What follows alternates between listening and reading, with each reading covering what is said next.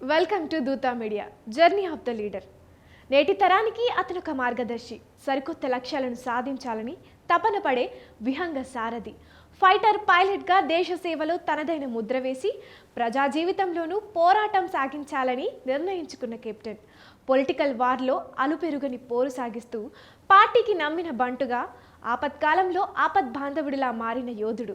తాజాగా జరిగిన తెలంగాణ అసెంబ్లీ ఎన్నికలలో కాంగ్రెస్ పార్టీకి ఘన విజయాన్ని గిఫ్ట్గా అందించిన నేత. ఇలా పైలట్ నుంచి పొలిటికల్ లీడర్గా, ఆర్మీ నుంచి అసెంబ్లీ వరకు సాగిన మంత్రి ఉత్తమ్ కుమార్ రెడ్డి రాజకీయ ప్రస్థానం గురించి ఇవాళ తెలుసుకుందాం. నలమాద ఉత్తమ్ కుమార్ రెడ్డి నల్గొండ జిల్లాలోని తాటిపమ్ముల గ్రామానికి చెందిన పురుషోత్తం రెడ్డి, ఉషాదేవి దంపతులకు 1962 జూన్ 20న జన్మించారు. హైదరాబాద్లో బీఎస్సీ పూర్తి చేసిన ఆయన నేషనల్ డిఫెన్స్ అకాడమీ పూణేలో పట్టా పొందారు. తర్వాత భారత వైమానిక దళంలో పైలట్గా చేరారు. ఇండియన్ ఎయిర్ ఫోర్స్లో MiG-21, MiG-23 యుద్ధ విమానాలను నడిపే స్థాయికి ఎదిగారు. ఇదే క్రమంలో ఒకరోజు ఆయన ప్రయాణిస్తున్న విమానం పేలిపోయింది. ఈ ప్రమాదంలో విమానం నుంచి అత్యవసర బటన్ నొక్కి ప్రాణాలతో బయటపడ్డారు ఉత్తమ్. అయితే ఉత్తమ్ కుమార్ రెడ్డి వెన్నుకు గాయమైంది. అంతేకాదు శరీరంలో కొంత భాగం కూడా కోల్పోయారు. 6 మాసాల పాటు ఆసుపత్రిలో చికిత్స తీసుకున్న ఉత్తమ్ కుమార్ రెడ్డి తరువాత రాష్ట్రపతి భవన్లో సేవలందించారు. రాష్ట్రపతి భవన్లో భద్రత, ప్రోటోకాల్, అడ్మినిస్ట్రేషన్, రాష్ట్రపతి విదేశీ పర్యటనల కంట్రోలర్గా పనిచేశారు. ఇదే సమయంలో రాజకీయాల్లోకి రావాలని నిర్ణయం తీసుకున్నారు. తన ఉద్యోగానికి రాజీనామా చేసి 1994 అసెంబ్లీ ఎన్నికలకు ముందు కాంగ్రెస్ పార్టీలో చేరారు. 1994 ఎన్నికల్లో కాంగ్రెస్ అభ్యర్థిగా పోటీ చేసిన ఉత్తమ్ కుమార్ రెడ్డి వేనేపల్లి చంద్రరావు చేతిలో ఓటమి పాలయ్యారు. 1999లో కోదాడ అసెంబ్లీ స్థానం నుంచి మరోసారి పోటీ చేసి విజయం సాధించారు. 2004లోనూ కోదాడ అసెంబ్లీ స్థానం నుంచి రెండోసారి విజయం సాధించారు. ఈసారి చంద్రరావుపై ఉత్తమ్ కుమార్ రెడ్డి 23,787 ఓట్ల మెజారిటీతో గెలుపొందారు. 2009లో నియోజకవర్గాల పునర్విభజన జరగ్గా కోదాడలోని కొన్ని మండలాలను, మిర్యాలగూడలోని కొన్ని మండలాలను కలిపి హుజూర్ నగర్ అసెంబ్లీ నియోజకవర్గాన్ని ఏర్పాటు చేశారు. దీంతో 2009లో హుజూర్ నగర్ అసెంబ్లీ స్థానం నుంచి కాంగ్రెస్ అభ్యర్థిగా ఉత్తమ్ కుమార్ రెడ్డి బరిలో దిగారు.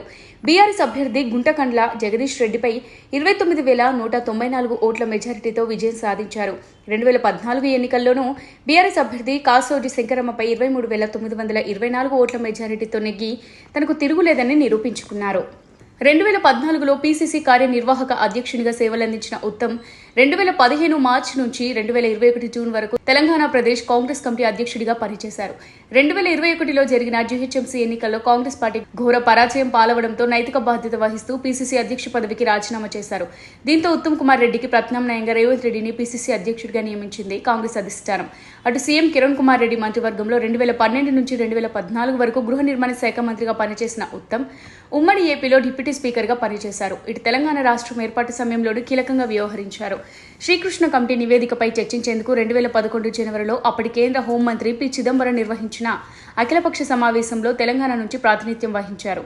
2014లో తెలంగాణ ఏర్పడిన తర్వాత తొలిసారి జరిగిన అసెంబ్లీ ఎన్నికల్లో విజయం సాధించిన బీఆర్ఎస్ 2018లో ముందస్తు ఎన్నికలకు వెళ్లింది. అయితే బీఆర్ఎస్ వ్యూహానికి చెక్ పెడుతూ హుజూర్ నగర్ నుంచి పోటీ చేసి విజయం సాధించారు.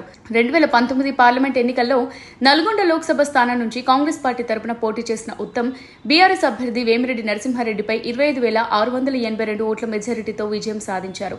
దీంతో తన ఎమ్మెల్యే పదవికి రాజీనామా చేశారు. హుజూర్ నగర్ ఉప ఎన్నికల్లో కాంగ్రెస్ అభ్యర్థిగా తన భార్య పద్మావతిని పోటీలో నిలిపారు. కానీ అనుకున్న ఫలితం రాలేదు. బీఆర్ఎస్ అభ్యర్థి శానంపూడి సైదిరెడ్డి చేతిలో పద్మావతి ఓటమి పాలయ్యారు. తాజాగా 2023 అసెంబ్లీ ఎన్నికల్లో హుజూర్ నగర్ నుంచి మరోసారి బరిలో దిగిన ఉత్తమ్ కుమార్ రెడ్డి ఘన విజయం సాధించడంతో పాటు కాంగ్రెస్ విజయంలో కీలక పాత్ర పోషించారు. తెలంగాణ ముఖ్యమంత్రి రేసులో కూడా నిలిచారు. అయితే కాంగ్రెస్ అధిష్టానం ఆయన్ని బుజ్జగించి మంత్రిగా బాధ్యతలు స్వీకరించాలని ఒప్పించింది. ముఖ్యమంత్రి రేవంత్ రెడ్డి కేబినెట్లో మంత్రిగా ఉత్తమ్ కుమార్ రెడ్డి కొనసాగుతున్నారు. ఇదే ఇవాల్టి జర్నీ ఆఫ్ ద లీడర్. మరో లీడర్ ప్రస్థానంతో మళ్ళీ కలుసుకుందాం. అంతవరకు సెలవు, నమస్తే.